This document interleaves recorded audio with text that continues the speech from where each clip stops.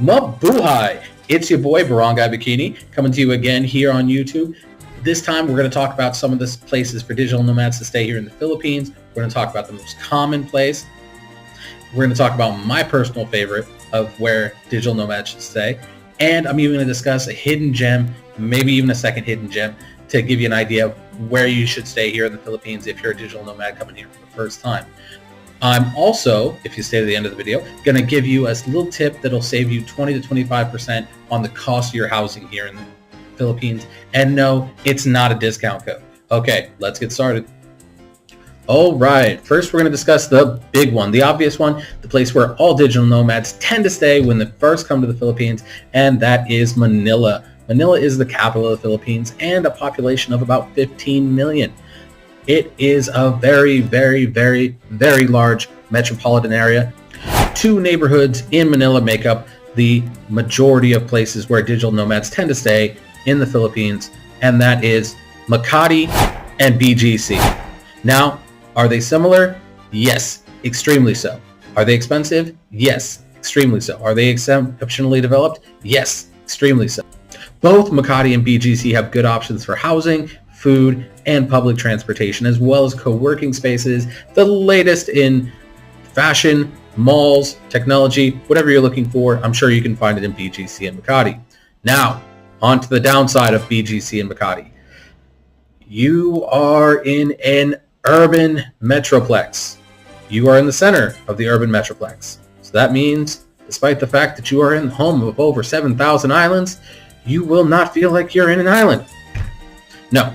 Instead, you will feel like you're in just another Southeast Asian majorly developed city. Now, there is nothing wrong with that, but a lot of us, when we come to the Philippines, want to experience that island life. We want to be able to go to a beach whenever we feel like it. And Makati and BGC do not provide that option. While in Manila, if you do want to experience that island life, you do want to go to a beach, your options are: one, you can either jump on a plane and fly about an hour away to the closest nice beach, or number two, you can get in a vehicle and ride your butt a couple hours away. That is right, it is a day trip to get to the nearest nice beach, and you might have only a couple hours at the beach. Not ideal when living in the land of 7,000 islands. While staying in Makati or BGC, you have about the same cost of living. You're looking at about, as this Airbnb gives an example, about 55,000 pesos per month on an Airbnb listing. That is $1,000 USD per month. Now, for that, you're looking at a nice developed studio apartment. Not wonderful. But at least there is working space, and you're in a very nice area, so that's what you're paying for. Now, on to my personal pick for the best place for digital nomads here in the Philippines. Now, why did I pick this? Well, one, this is very centralized. Two, it has a large metropolitan area. Three, easy access to beaches. And four, the airport is not insane, so therefore it is not Manila Airport. That's right, it's not Manila, it is the Queen City, Cebu.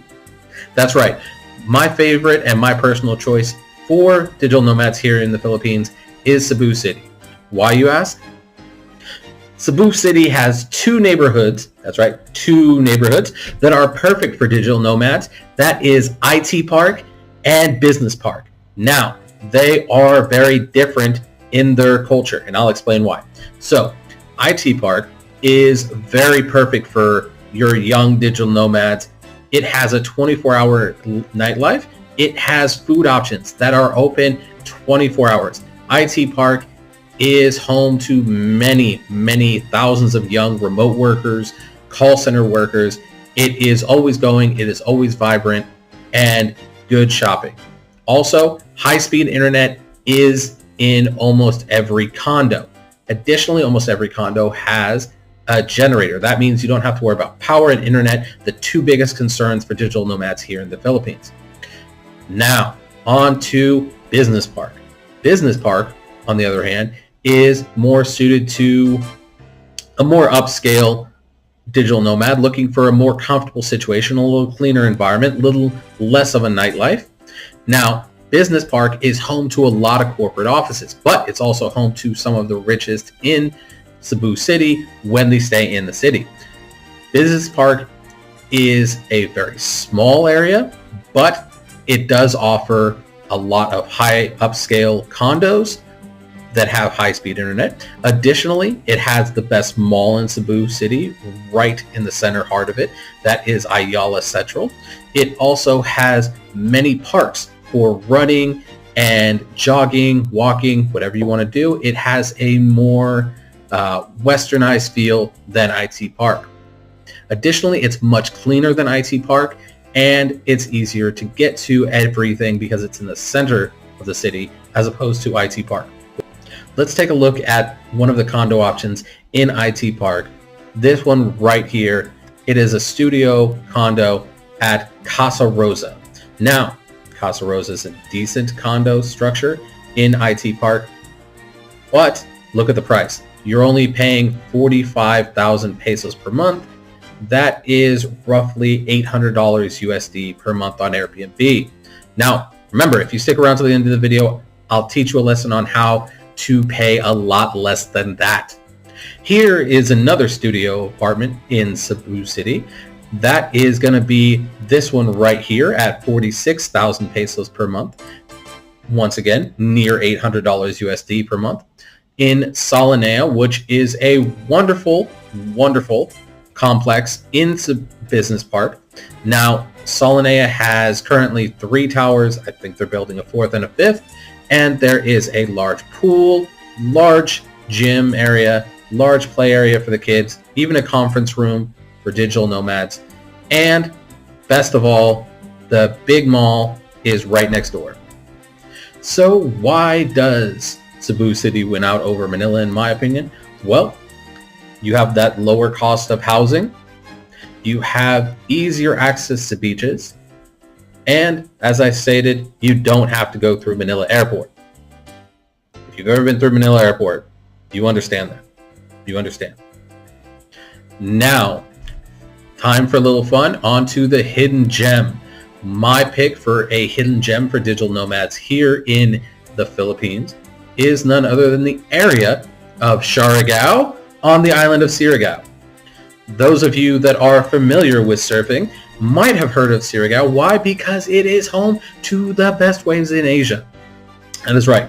Siargao is home to the best waves in Asia, and it is very remote. Siargao was very isolated up until recently as far as internet access, and that meant that it was not a good option for digital nomads. But with the introduction of Starlink in the Philippines, thank you Elon Musk, that changed. Now, Siargao is different from Cebu City or Manila. You are not going to a major metroplex. No, you are going to a more rural area. Is that wonderful?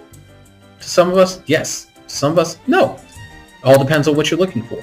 If you're looking for that off the beaten path area that is relatively visited by most digital nomads or tourists, this is Siargao.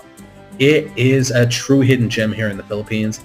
And if you love to surf, you want to pick up surfing, you want to learn surfing, or you just want to have a peaceful, lovely beach adventure, Siargao is your pick. Let's talk about one of the downsides to Siargao. That is going to be the cost of living. Siargao has a much higher cost than Manila or Cebu City. Because why? There are less Airbnbs there. So it's harder to stay for a short time. We're looking at anywhere from 50 to 80,000 pesos per month. Now, that means you're looking at 1,000 to about 1,600 USD per month. A little pricey, but for that exclusive, off the beaten path feel, hey, you really can't beat it. On to what you've all been waiting for. The true secret for saving yourself 20 to 25% off the cost of your housing here in the Philippines if you're staying for a short period of time. Now, here is the big secret. Don't tell anyone, especially Airbnb, but here in the Philippines, Airbnb owners love to use Facebook, like these Facebook groups, to advertise their unit. And they will happily rent their unit to you offline, off Airbnb, with an actual contract for a month, 2 months, 3 months, a week, at a rate that is 20 to 25% cheaper than what they would normally put on Airbnb. The trick, reach out to the owners via these groups, or if you're just looking for an area and you're looking to find the right price, go ahead and post into the group. Tell them what you're looking for and see what they come back with. I'm pretty sure you'll get tons of offers over different places. All right, thank you for staying to the end of the video. I truly appreciate it. I hope this helped out somebody. Now, if it helped you out, do me a favor, comment down below. Let me know if it helps you, if it didn't help you, if there's a recommendation for another hidden gem. I know there's plenty of them here in the Philippines. Also, please like and subscribe. That helps out tremendously as a new channel growing. I hope to put out more content here for those of you focused on the Philippines or focused on remote work. All right, until next time, have a wonderful day.